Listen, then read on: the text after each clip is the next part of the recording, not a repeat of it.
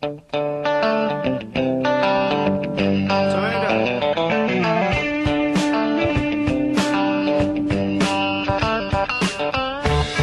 back to The Price of Business. I'm your host, Kevin Price, talking to you about you and your business. Going to spend some time with Ben Brunson. He's an author. He's a novelist, but he's also well-versed on what's happening in the nuclear situation with Iran, because one of his books dealt heavily with that, and he had to roll up his sleeves and do some serious research. And we're going to talk a little bit about it here on today's program. Ben, welcome to the program. Good morning, Kevin. It's a pleasure to be on. Kind of give us a little bit of your background. Well, my background is I've had a long business career. I have a MBA from the University of Chicago, and I spent time in various industries, and but I've always had an interest in writing, and I have now authored a couple of different novels and working on my third now. But my most recent one is Esther's Sling, which is about a fictional Israeli attack on the Iranian nuclear program without the overt assistance of the United States military, which may come to pass here. Yeah, it seems to me to be a question of when, not if. Obviously, they're far more incentivized than we are, aren't they?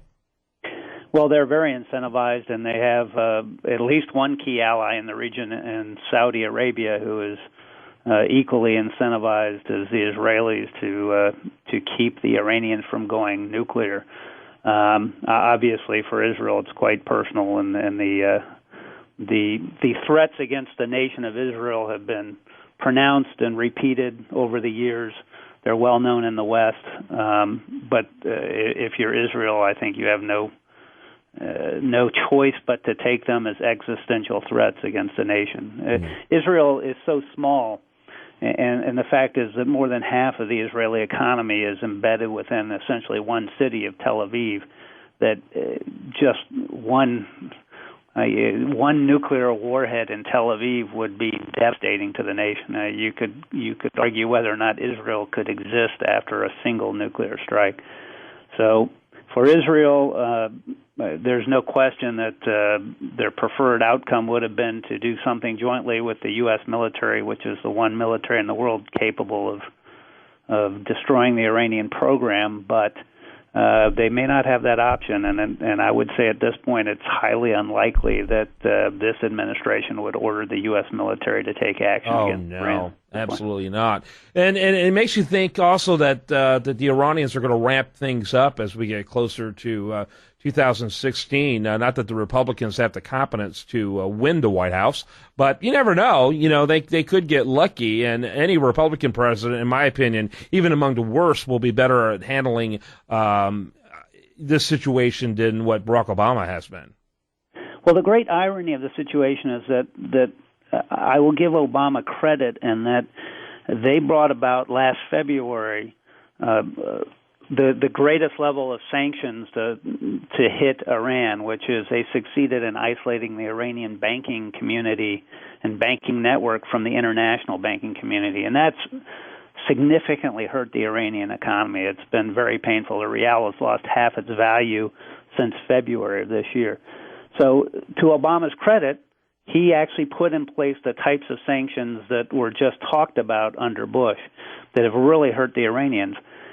But the great irony, the great mystery is why they agreed to this interim agreement where they eased the very sanctions that were having success that finally brought the Iranians seriously to the table to talk about this program. And they got nothing in return, unfortunately. I've been analyzing this interim agreement and was very open-minded about it, and maybe they get lucky and a final agreement comes about which actually ends the Iranian nuclear ambitions. But I don't see anything in the interim agreement that even moves in that direction. All the Iranians agreed to was to essentially stand still for about 6 months. They converted their medium-enriched uranium, their 20% uranium, which they have about 350 kilograms of. They converted it into uranium oxide, which, despite what Joe Biden says, is not giving up their medium-enriched uranium. It's a simple conversion process. It's done all the time in the uranium conversion cycle, and they can reverse that and continue to enrich that uranium very easily when they're ready to do so. Yeah. So they've really done nothing. They had an easing of in return they got an easing of the sanctions. They got access to $7 to $10 billion of funds they needed to avoid economic collapse. And I don't see the point in releasing the pressure and getting nothing in return. Yeah, it seems so. odd. I'm not optimistic of where we're going. Talking to Ben Brunson, he's author of the book called Esther's Sling, plus I believe 2 others, and you got more in the works, and so you must be enjoying this writing. It's working. It's a lot of fun. It's fun to be creative and to write about topics that I enjoy. Well, how far away are they from having, actually functional nuclear weapons, based on what you can see? Unfortunately, they're very close. They have now at Natanz close to 19,000 operating centrifuges. Most are their old design, the IR-1. They're starting to implement their newer designs, or more efficient centrifuge designs. I think most Americans don't appreciate how big the program is. It's a massive program. It's not their goal is not to detonate 1 or 2 warheads and say, hey, look at us, we're part of the club now. Their goal is to build a nuclear arsenal. Right. And it's a program designed to churn out 10 warheads, 20 warheads a year once they fully realize their ambitions. And there's nothing stopping them now from enriching to uranium-235 in a 90% concentration, which would be a warhead concentration. And they're building Iraq, which is a heavy water-moderated enrichment plant designed to produce plutonium.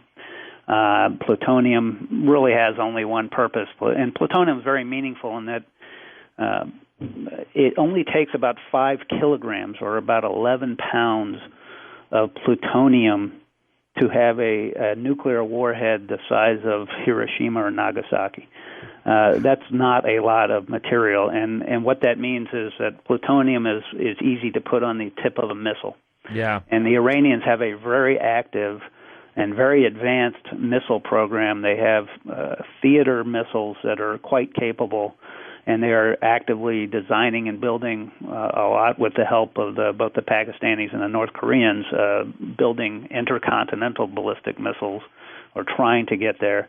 And these are all missiles that they intend to ultimately be able to put nuclear warheads on the tip of. And this is very serious. It is a very large ambition. It is a nationalistic ambition, which is as scary as the current regime is. And Iran is led essentially by a dictator, the supreme leader, Ali Khamenei, who is a Shia imam.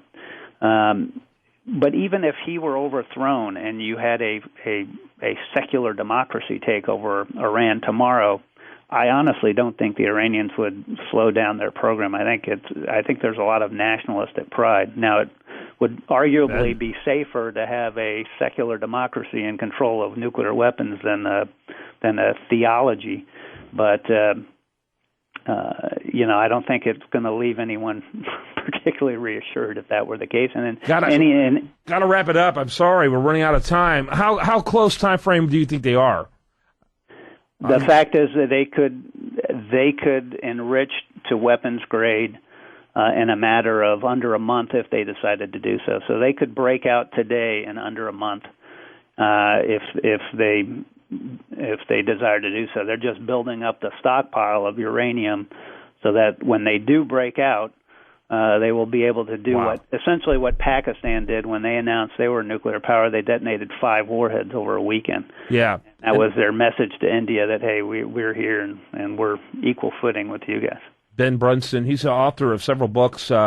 One that deals a lot with this situation we're talking about is called Esther's Sling, and a biblical reference there, I'm sure. Esther's Sling, check that out over at Ben Brunson, BRUNSON.com. BenBrunson.com. Thanks for being with us. Thank you, Kevin. It's been a pleasure. All right. Do want to remind you, of course, the best content here can be found over there at usdailyreview.com. I hope you have a great rest of your day. I hope you spend it wisely right here on this station.